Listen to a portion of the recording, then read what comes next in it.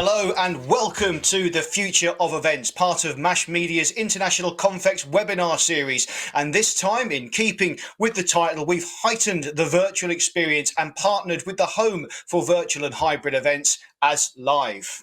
Now, it has been a big week for the events industry in England, certainly, because the Prime Minister has given us a start date, despite saying data, not dates, would be the indicator of when things would reopen. So here's how it's looking. From the 17th of May, restricted capacity events will be allowed to run, which is great stuff. And more interestingly, from the 21st of June, all events will be allowed to run. And so far, it's looking like there'll be no restrictions at all, subject, of course, to the pilots. But of course, the face of the industry has changed forever. While we welcome the return of live, we really are excited for getting back in the room with each other. Virtual and hybrid are here to stay. They have made an instant impact on the way brands and associations and other event buyers want to engage with their audiences. They now have a multitude of different ways in which they can do that. And that's what we're going to be talking about today. Now, of course, as ever, we would like to hear your questions, and we're going to do things a bit differently this time. We're going to encourage you to put your questions in the box, which you should see on your screen, and then you'll be able to ask those to our panelists later on in the session at the end. You'll also see some polls pop up. We encourage you to get involved with those as well. And of course, we've opened the Expo booth for our As Live representatives. So if you need any technical support or anything like that, or you want to discuss the service, I believe Jane is the person you need to speak to. You should be able to find that on the screen in front of you. Okay, so I think now it's time to meet our panelists. So I believe, Luke, I'm going to ask you now to join me on the virtual stage and introduce yourself to our audience. Where are you, Luke? Hi, how's it going? Good to see you. So, Luke, tell us a little bit about yourself. Great. So, sorry for the stuttered start. My name's Luke Daniels. I'm Business Unit Director for Collaborate Global. Been in the industry for over 10 years, but most recently, since the pandemic, I've also been leading from the front in terms of our hybrid offering. So, glad to be involved today. Great stuff. Thank you, Luke. Now, our next panelist is Ili Jafar. Ili, welcome to the virtual stage. And would you mind introducing yourself to our audience? Good afternoon, Martin. Hello, everybody. My name is Ili Jafar. I'm the Managing Director of Kinetic Creative Communications.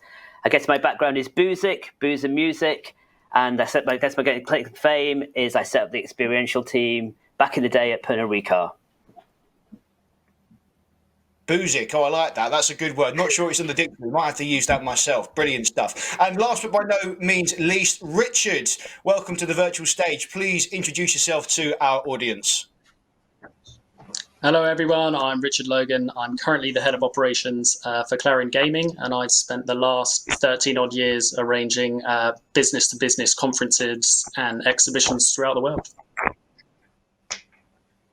Good stuff. And now all four of us are on the stage together. I believe now it's time to dive into the meat of our conversation. And we're going to kick things off with a little bit of chin stroking about hybrid events. So, Luke, I'd like to start with you, if I may.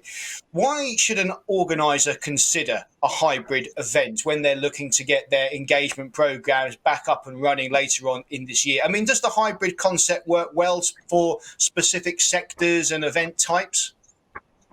Sure. I mean, I think it's going to, based on how the whole industry is resolved this year and how we'll start going into the recovery phase, hybrid's here to stay. And I think we should lean on the learnings from events which have been going forward during these times into the future. Obviously, the main advantages of this are the fact that of your inclusion levels. I think international travel is going to be an issue that we're going to, from where we were to where we are now, international travel is not going to be the same. So I think ensuring that there is a hybrid solution there means that international travelers can still participate and be included in the events. With regards to sectors, I think certainly large companies have struggled to reconnect with their employees who have been working from home. Certainly how we've seen from our side is that the number of events which have been put on to ensure that briefings, etc., have been happening is definitely something that's on the rise. I've got no doubt at all, Luke. And maybe, I think it's important to say that, we shouldn't be trying to do this on the cheap, should we? I mean, there is an element of quality that's required to actually make the hybrid engagement worthwhile and actually worth people logging on and giving up their time for, surely. Yeah, definitely. I think equally, everyone needs to be able to communicate the way that they can do budget-wise as well. So I know it'll be something that comes up in conversation later on in terms of, does Zoom do the job? Of course, if you need to communicate with a vast amount of people, Zoom does that job. I think the advantage of looking towards hybrid in terms of on-site set production and platforms, it just elevates that. And yeah, there's a solution for everyone. Yeah, and before we move on to Uli, Luke, just one more quick one for you. What are you sort of hearing from your clients then at Collaborate? Is there a real energy from them to sort of explore hybrid? Is it a case of sky's the limit? I think certainly initially, as with everything in this industry, the sky is the limit, and then you get into the nitty-gritty of what actually needs to happen. It's so broad in terms of, even if you were to turn up and do a physical event, there's many different ways that you can get that message across. And I think the challenging bit for us is to fully understand what that messaging or what that event needs to portray and work out the best solution for it. Absolutely. Illy, maybe we could bring you into the conversation. And I know, coming from your music background, I really like that. Be interesting to sort of get your perspective. How would the hybrid model sort of suit the music industry? I mean, can the format bring an audience ever closer to artists?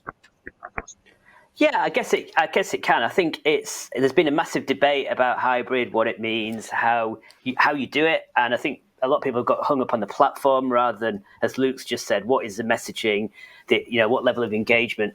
But sure, I think if you're creative with it, I would put a caveat in there. I think a lot of us are live music fans. You can't miss going to a gig, that live music experience, audience.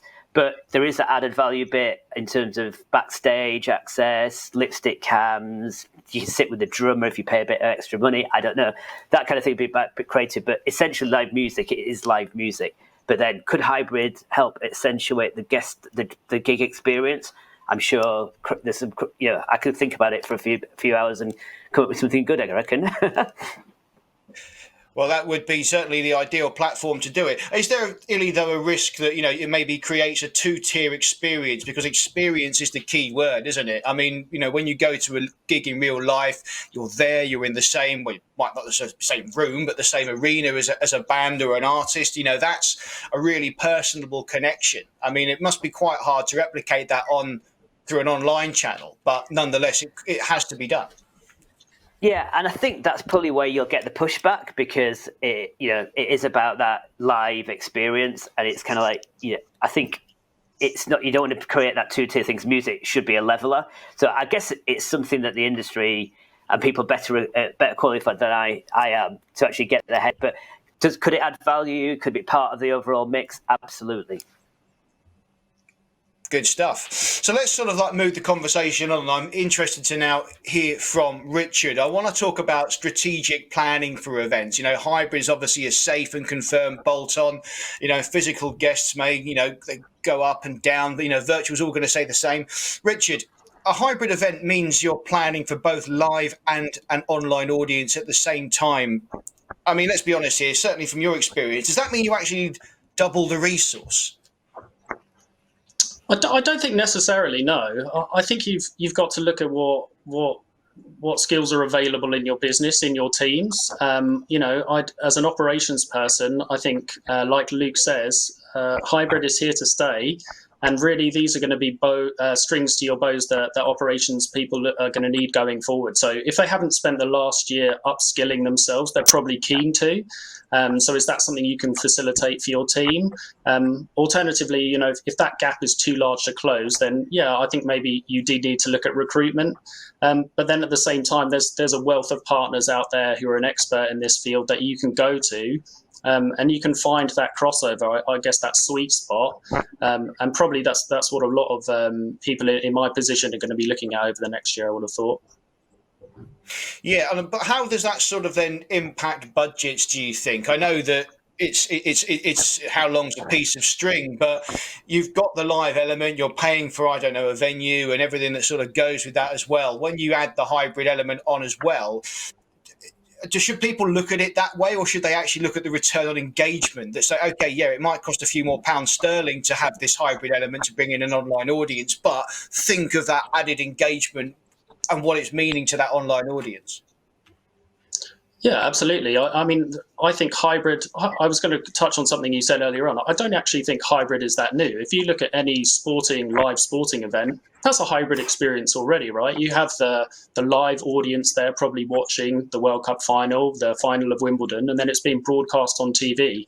And there is analysis surrounding that. That's the extra engagement that you're getting. Those are that's you reaching a broader audience. So I think in my sector, if you're broadening your exposure to your audience, you're connecting buyers with sellers even further afield, and there's probably a financial reward to be had there. So it's worth it. What then, Richard, would you say are sort of like the key areas to really focus on when it comes to planning? I mean, is it a case of having the right personnel in place? How would you go shopping for the right platform? What questions might you ask, your tech partner or something like that to ensure you are giving the right experience? Yeah, I think really you need a really clear picture of what your audience is going to engage with. We've kind of gone through this process ourselves, and we've had to do a bit of market research, and it's an interesting one really, because over the course of the next year you're going to see a bit of fatigue in this area as everybody rolls out a digital product, and I think probably it's only going to be the strong, really engaging ones that survive. So I think you need to look at what your audience is hungry for. I think you probably also need to establish like a digital voice if you don't already have one. Your products have got to be engaging. I don't think anybody's just going to come and watch some content that you're putting on just to save your bacon. I think they generally want it to be rewarding for them to come and watch this stuff. That's the really important point, isn't it? You've actually got to monitor and measure that feedback. It's great that you've gone out there and done loads of stuff and you've engaged an audience, but if it hasn't hit the right note with your audience in the first place, then it really hasn't achieved anything at all, has it? Yeah, exactly. Couldn't agree more. Absolutely. Illy, then let's talk about you in the, I love it, Boozik. I love that word. I'm really into that word. Tell us, what have you found sort of works for you? Have you got any examples of how you have actually been able to engage an audience through a hybrid model? I guess what's exciting about the hybrid model is that, for me, is what the other guys have touched about, reach and engagement. I think what the hybrid platforms enable you to do is kind of blur the lines and lean into reach a lot more. So we all know the value of physical in-person events and experiences, but by becoming extending into hybrid, you're not only extending your window of reach, but also that engagement. And I guess it's just thinking about going to a 3-day expo. You've got to plan your time quite, if you're there as a visitor looking for suppliers or new brands or whatever it may be. You've got to be quite ruthless in terms of your time management and planning, and guaranteed you'll get away from the 3 days and think, damn, I missed that person or I missed that stand or whatever. So I guess being hybrid and having content that lives online, you can extend that window from being a 3-day physical event to a 6-week hybrid event. So it's all linked in. So I guess a good example of that, which is completely out of my area, but TM Forum did a really good of that, where they extend, I think it's a 3 or 5 day event, and they've stretched out over six weeks, and people could dip into different content areas or subject areas. So that's where it becomes really exciting. So your investment in real, essential to digitally, I guess. That sounds really interesting stuff. What was the sort of response to that, to the TM session there? Were you able to party to any audience feedback? No, yeah, I think they're still feeding back. It's still relatively recent. I don't know if Luke's got any insights into that, but I'm from the anecdotal feedback is people really enjoy being able to, although they miss the real life thing, of course, but being able to choose sessions, have one-on-one with suppliers, which is, again, very difficult in a real live environment. So I guess from a B2B point of view, that's when you can really dial up that interaction and that engagement. I guess what it almost does then is it takes away this idea that the event, whatever it is, happens on that any given day or over those 2 days, and it actually just draws out the message. You no longer become a show that just happens over a couple of days. You're becoming almost, I think the word's omni-channel, where your messaging and all your content is out there for that community that you would normally only see for a couple of days a year. It's now out there for them on a more consistent basis, isn't it? Yeah, and I guess it's the opportunity to be continually relevant. If something happens in the environment, or then you can ping. You've got the authority and the engagement to go, oh, this has just happened. This is what you could do. So it's that thought leadership kind of approach. So yeah, it's really exciting. But this is again not taking away from the physical. That's the anchor from which to kind of push out. That's the thing, isn't it? If, by definition, a hybrid event has to have both elements. So you have to have that live setting as its core. And I guess, one thing we can talk about later maybe is actually really having to work smarter to make sure that live element is actually worth attending in the first place. Otherwise, if the online one is just as good, are you going to get people preferring to go online than live? Will that harm the live experience? So I think there's a really important balance that I'm really interested to explore later. Let's move the conversation on then. And Luke, I'd like to come back to you. And one of the things that I think has amused me the most during this pandemic, not that there's been much to smile about, is that the term Zoom has become the sort of catch-all for any online video conversation. It's like Hoover. Hoover was the brand. The vacuum cleaner is the actual machine, but we call them Hoovers. And that's what this is. Where everyone's calling it Zoom. Jump on a Zoom or do a Zoom event, that sort of stuff. How can you sort of go the extra mile? Because at the end of the day, Zoom is great. It serves a purpose, but, it's pretty no frills. Surely the quality of product matters, and you have to, respect your audience, don't you? Yeah, sure. I mean, firstly, when anyone would love to have a glimpse into the future and got some shares in Zoom beforehand. Look, if it wasn't for Zoom, we wouldn't be here now. We wouldn't be as sane. We wouldn't be seeing families and stuff like that. So, look, it has its place. I think certainly if you're wanting to elevate your discussion or your level of interest, there are other tools that you can use around Zoom. Equally, if you want to manage the broadcast that you're doing, add additional VTs, additional content, fire, augmented reality, etc., you can't do that through Zoom. So that's when we start engaging with a technical production to ensure that we have managed feeds. And there's a vast array of technologies there. But I certainly think, going back to Richard's point, it's not a new thing. It's been there in the background doing multiple different services.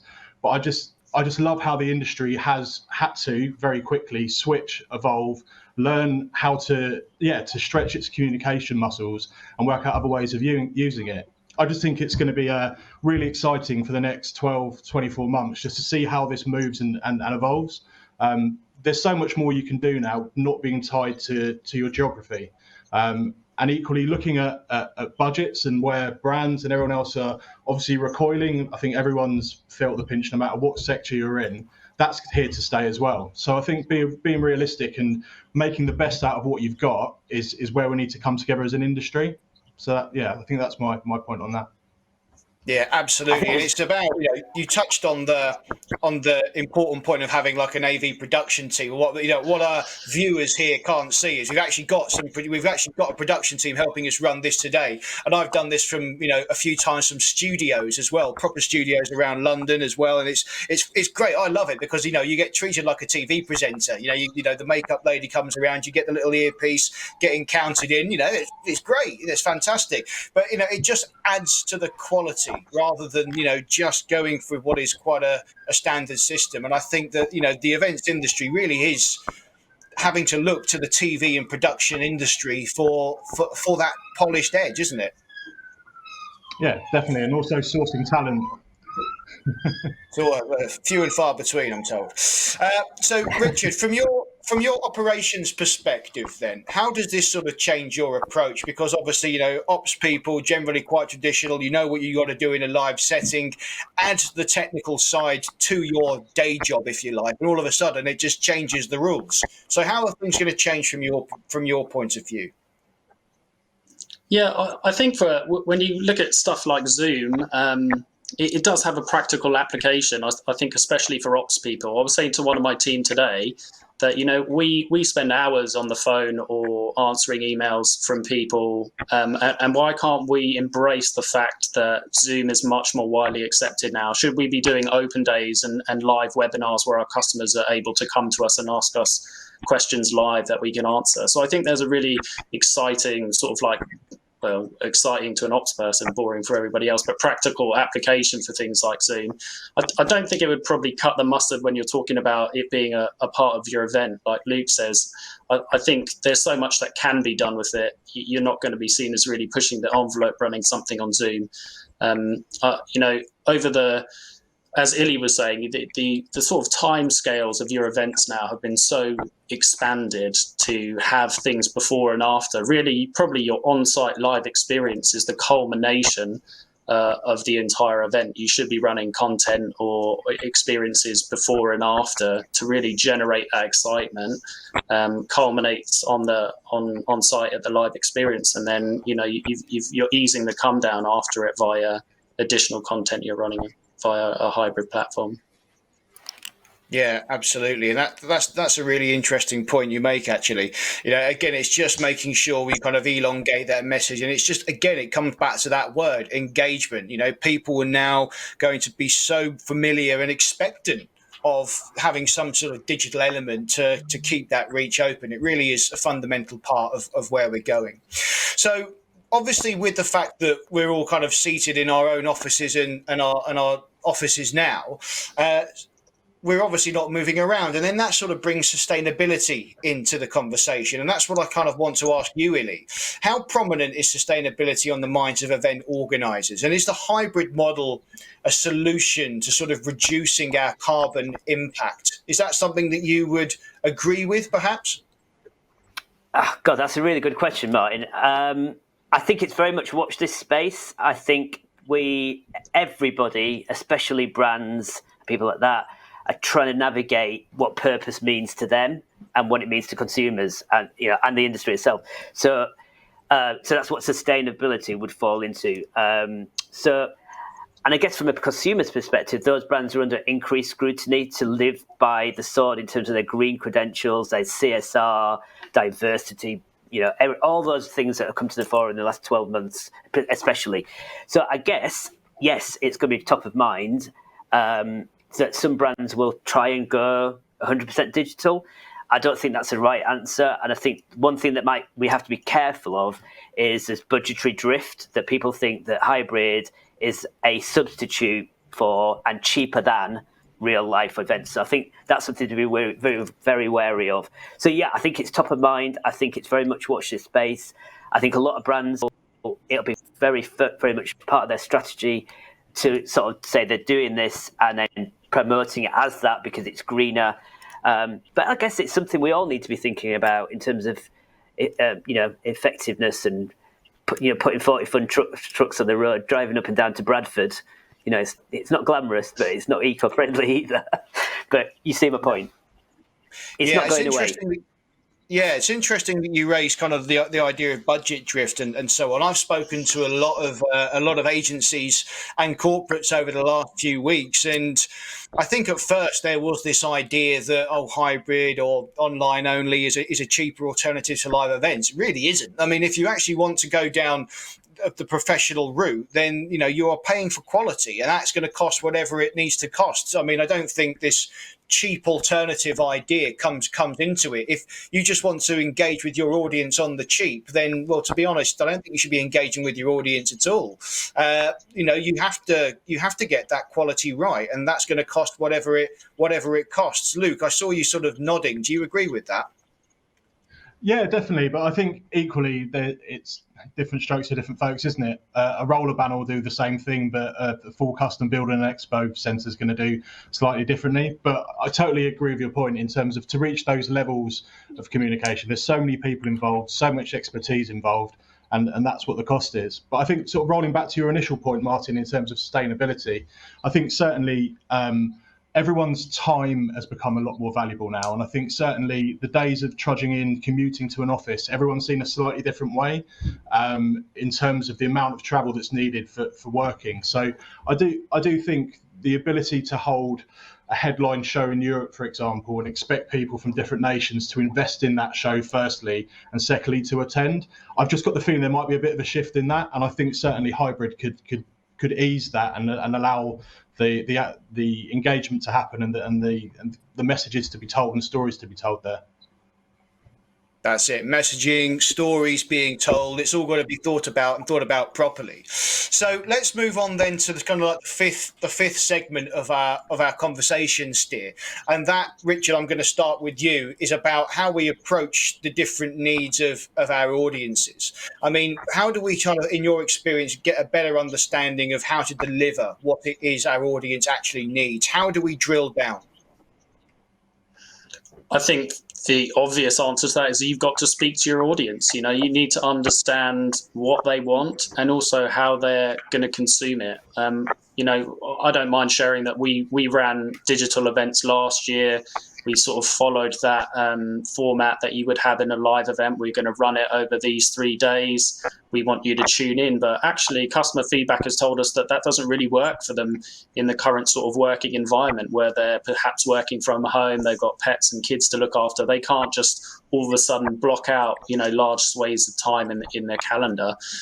So you've really got to listen to your audience, I think. You've got to listen to your market and make sure you have a really good understanding of what they want, what's going to engage them. And I think they'll be happy to share that with you. You shouldn't actually be afraid to ask them.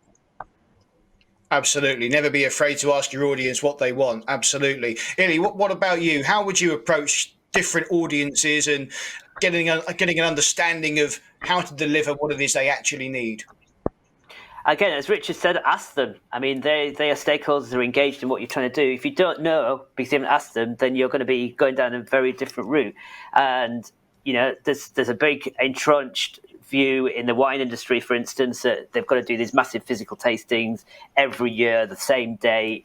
And that's been pushed out there because of what's happened into why do they need to do that? Why is it? Oh, it's because it's always been that way. Have you actually talked to the people that are attending? That are engaged in this, that want to come and learn or get something out of it. So it's in the brand world, you do your focus groups, you do your insights work, that this shouldn't be any different. And I think you'll get a more engaged audience and if you've asked them, because they're actually, then they've got a stake, they've had an input, and an engaged audience is a happy audience, I would suggest. Good stuff. Now, Luke, before I ask you for your answer, Illy and Richard, I'm going to ask you both, and Luke, but you've got a few more minutes to think about what your answer is going to be. This is a surprise question. I'm interested in what your predictions are. What will events look like in 12 months' time? So, Illy, Richard, get thinking. I'm going to come back to you in a moment after Luke. I'm going to ask you the same question as I've asked the other guys. How do you approach different audiences and understanding how to deliver what they need?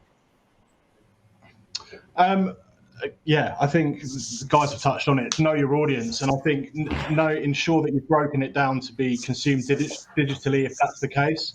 There are many different ways of getting engagement depending on what the output or what you're looking to get back from that.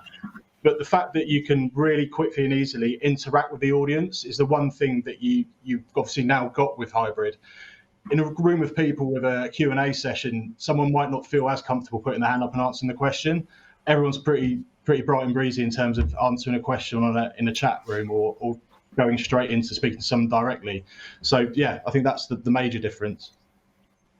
Good stuff. Right. Ooh, which one of you to pick on first? Richard, I'll come back to you.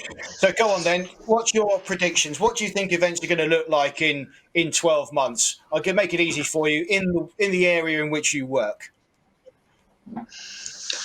Okay, I can't tell you what they are going to look like. I think I can share my opinion of what they should look like. I think people are going to come out of the situation we're in now, and they're going to be look to go back to having experiences on site, and those on-site experiences have got to be better than they ever were before, because there's going to be things surrounding them elsewhere. There's going to be your competition's going to be back. I think everybody's going to need to bring back all the stuff that served your market before, and then you're going to need to surprise and delight them. And again, I think that comes back to you really knowing your market. So I can't tell you what they are going to look like, but I guarantee that you're going to have to push the envelope and really amp up, especially your live experience to compete with the sort of birth of hybrid, if you will, in the event space. Good answer. What about you, Illy? What do you think the next 12 months will look like? God, I wish I'd listened to Mystic Meg this morning. Is she still around? I hope so, because this answer has been beamed in from her right now. I guess I'm hoping that that we are becoming ultimate responsible purveyors of excitement and truly immersive experience. This is my hat on. And that we can challenge the status quo and a little bit of the ubiquity that was starting to creep in. So it should be seen as an exciting time. Like Richard said, consumers are looking for it. There may be a little bit of wariness in the first thing. I'm hoping it's going to be like the Roaring '20s again. But yeah, I think it's exciting. And I think the watch out will be all the challenger brands that are they're not risk averse. They've got great ideas and they're willing to set sail into the big bright sun and do some really exciting stuff. So I'm excited, but I always am. Good. And Luke, what about you? What do you think events are going to look like in a year's time? I think I can just echo what the other two gents have said. I think it's going to be such an exciting time. Like, I'm really looking forward to return of lives. It's why we're all involved in this industry, and I think to see that back after such a hiatus is only going to be a great thing.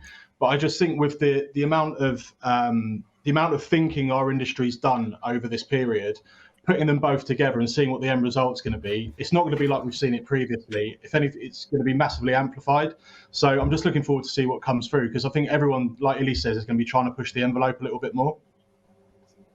Absolutely. And certainly from my point of view, I'm always doing panel discussions and other such things. And when we're allowed to do those in live again, normally I'd be around phoning certain speakers who I want to appear with me on stage to discuss a certain subject. And in the past, if they said they can't do it, that's it. I'll just go and find someone else. Now I'm actually inspired to say, well, actually, it doesn't matter if they can't get there that day. Why can't we set the screen up and beam them in? So all of a sudden I'm now thinking that's going to make my products better. That's going to make my discussions better, all as a result of this pandemic. So it's been quite an interesting discussion so far, I think, guys. So a message to the audience. We want to hear your questions because you're going to have a chance to ask the panel very shortly. So do pop them in the Q&A box. But now we have a surprising fourth guest for you. Seth Wise is from Goodwood, and he's been talking to Ollie Biddle about a very interesting event that took place last year. Hello, and welcome to the past. Today is Monday, the 22nd of February. I caught up with Seth from Goodwood this week. He's going to introduce himself, introduce Goodwood, to speak about their involvement in hybrid events and broadcasts, which was Speed Week 2020, what they learned from that and what they took going forward. So enjoy this VT, and yeah, hope you're enjoying the event. Thank you. So Seth, thank you so much for spending some time with us today. Obviously for the people at home, sorry Seth couldn't join the main panel, but managed to catch up with Seth in the week. Seth, you could just introduce yourself and tell us a little bit about Goodwood for anyone who might be living under a rock and doesn't know what Goodwood is.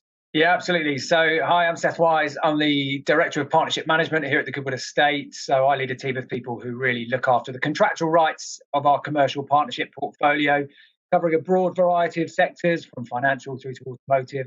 If you don't know Goodwood, we're home to the iconic Festival of Speed and the Goodwood Revival, amongst many other things. Amongst many other things, definitely. Awesome.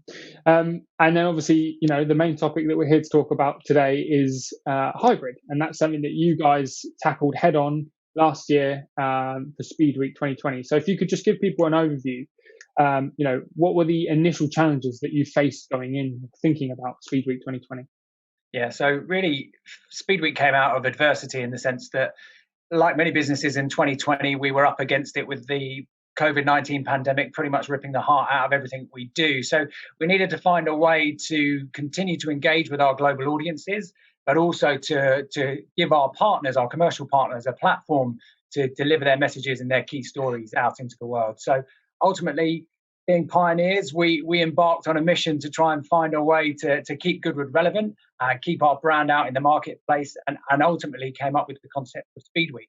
In terms of, the audience, traditionally Goodwood is known for having, as you just said, thousands of people kind of stomping through left, right and centre. But obviously this was a very locked down site and your audience was pretty much completely digital. How was the audience reciprocation? So, I mean, look, first and foremost, the entire audience was completely at home. We had no one on site in terms of guests, no VIPs. We were very strict about who could come on, and everybody coming onto that event site had to have a job role. And interaction with the program, the broadcast piece that we put together was really significant and really drove interest in all corners of the world. If anything, we opened ourselves up to an audience that maybe hadn't interacted or engaged with us previously. So it was really pleasing to see how well people embraced the new event format and really got to grips with the sort of digital concept. Yeah, it's really interesting to say that, because obviously, up to this point, hybrid has been, a bit of a fugazi, to quote Wolf of Wall Street, thing that's kind of been out there. Some people do Zooms and call it hybrid. Some people, like yourselves, have put on these absolutely incredible things. So it's amazing to hear that there's been some positive reception off the back of, something as big and grand as Speed Week. Talking about the other side of it, the more commercial aspect, obviously Goodwood has to use, or does, use sponsorships and brands and partners to kind of help it run and help elevate the experience of the people there. What were the kind of initial challenges that you faced from a sponsorship and partnership point of view? Yeah, so firstly, the partnership portfolio were hugely supportive. I think in the end we had 32 partners activating rights with us at Speed Week. I think ultimately the biggest challenge we all had was none of us had delivered an event of this nature before, and the concept was so far removed from our traditional event format, which focuses on, as we've said, bringing thousands of people together. Ultimately, we had a really clear vision of what we wanted to achieve. So it was bringing the partners on that journey with us, but also showcasing to them that there was real value and ROI in the concept we created. That's awesome. And then in terms of, we spoke about the audience, we spoke about the partners and the challenges that you faced going into it. In terms of delivery on the day, what was one example of how Goodwood elevated the experience for those who were sat at home watching Speed Week? So I think we all know that in a digital world, content is king, and creating those engaging, immersive moments are the key to success of any sort of digital concept. One really exciting and new thing for us that we delivered at Speed Week was the Drift Kana competition.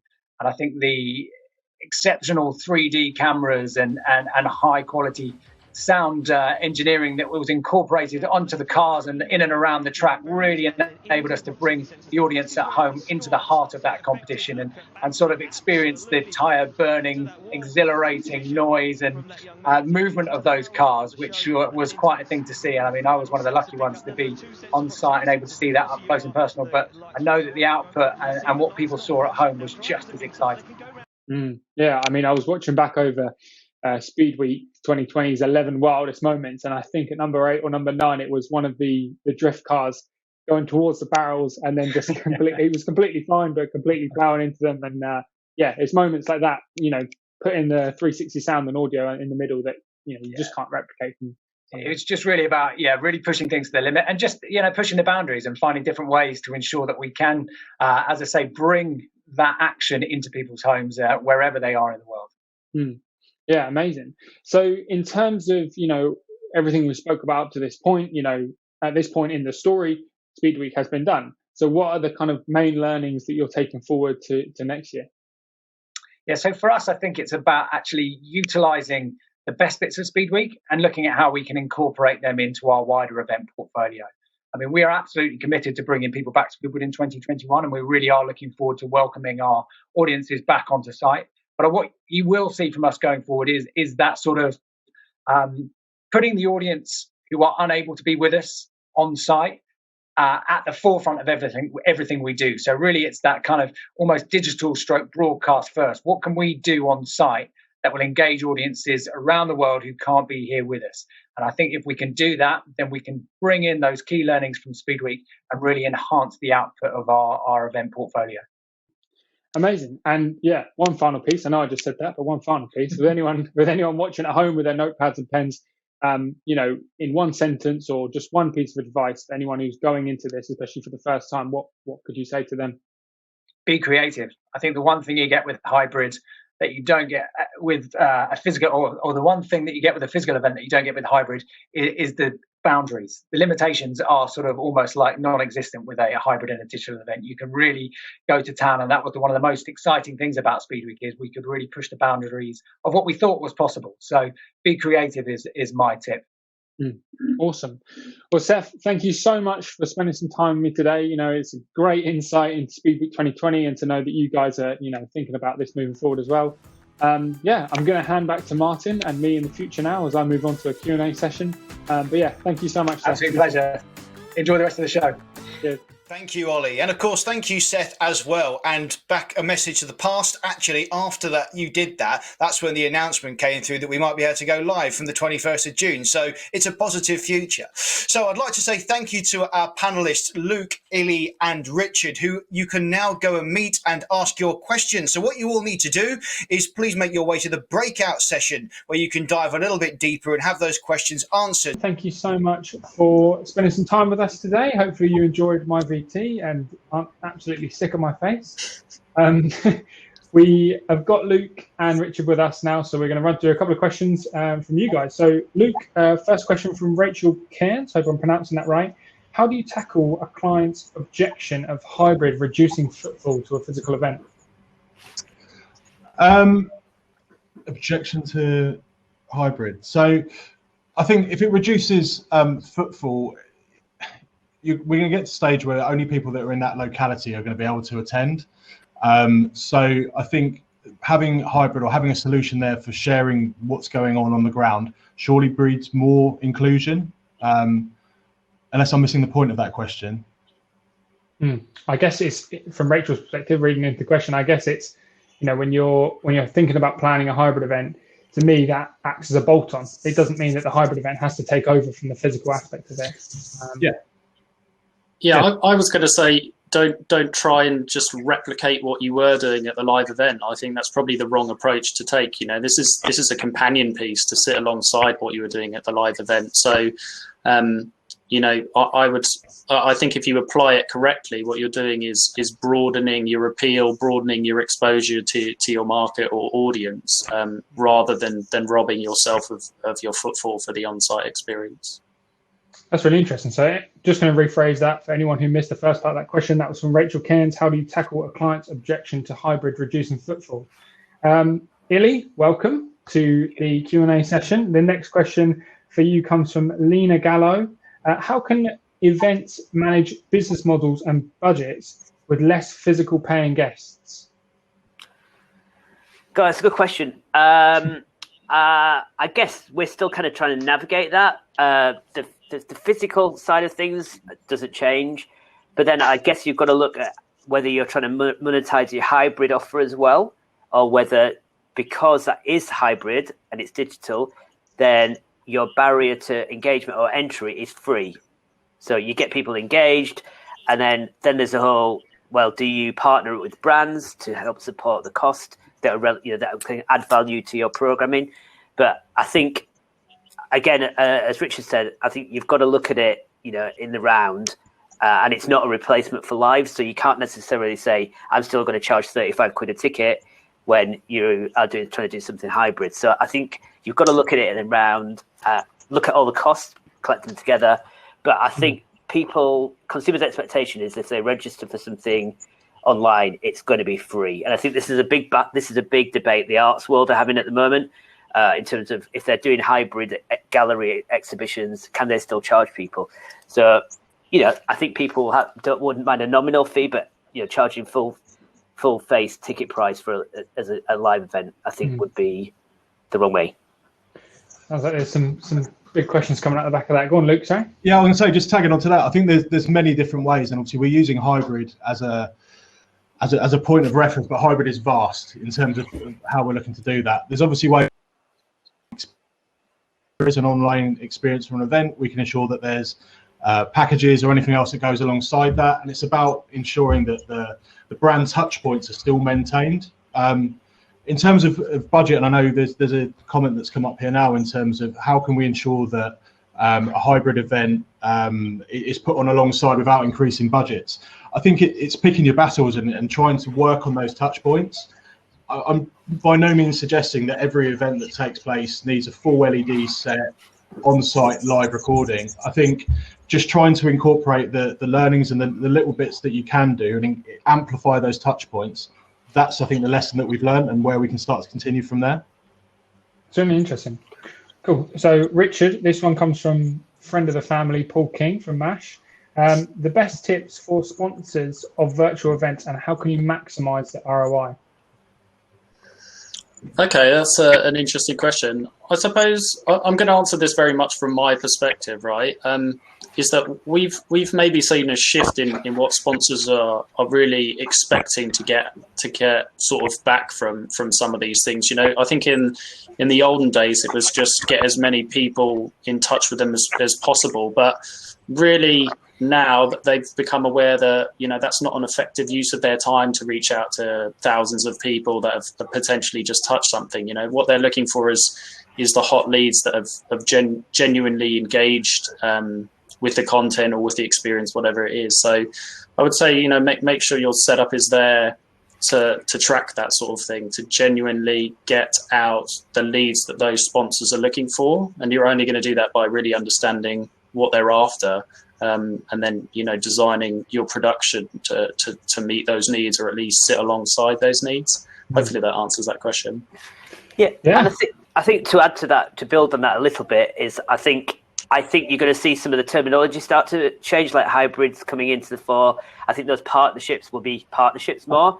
So where brands need to communicate and you can share a messaging, share some of the brand spoils and the technical aspects of it. I think that's when it becomes quite exciting, because we're all trying to heading the same way, and two like-minded platforms could prove to be quite a cute way of doing things.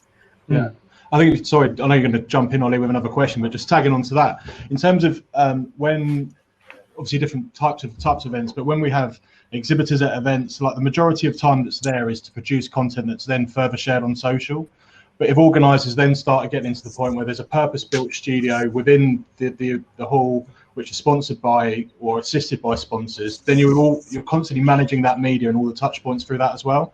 So I think that, like I said earlier on, it's an exciting place to be, and I think everyone should just learn how to use their time and their budget a bit more carefully now. So yeah, let's see what the future holds. Cool, nice. Well, we've got one question each left for you, so I'll go in the order I've got it. So this one back to you, Luke, from Adam Bracegirdle. Hope I'm pronouncing that right. This is a good one. How can you offer the same engagement with physical as with virtual, as you do with physical? I think we have to define engagement and immediately trying to find a user case. For example, I know a car launch, for a traditional car launch in Geneva, let's say, you'd end up having the build-up moment, flashing lights, silks revealed, and the audience sees the car. But I think certainly if you were to do that online, for example, the amount of information and the ability for salespeople or anyone else, brand ambassadors, to actually be there at the point communicating with the customer, I think that to me is probably slightly heightened engagement than that in the traditional sense. I think there's multiple different routes in terms of the ability for an audience to submit something live or share something live. I think that's slightly heightened than in a live experience. But yeah, I'm welcome to pick it up later on if there's a specific case that they want to challenge me on. But I'm sure. Yeah. Cool. And Adam has let me know in the session chat that I did get his name right, so I'm pleased about that. Didn't embarrass us. Illy, this one comes from Caitlin Doyle. Do we need different marketing strategies for hybrid events as we would for physical events? So you probably perfect person to talk about this with all your festival knowledge and stuff. Yeah, I guess yes. I think, but again, I'm kind of trying to be. I'm thinking on my feet a little bit, but I'm trying not to diversify the strategy, because essentially, all you're doing is engaging in a different way. So it's like you have a strategy as a festival or an event or an expo, whatever it may be.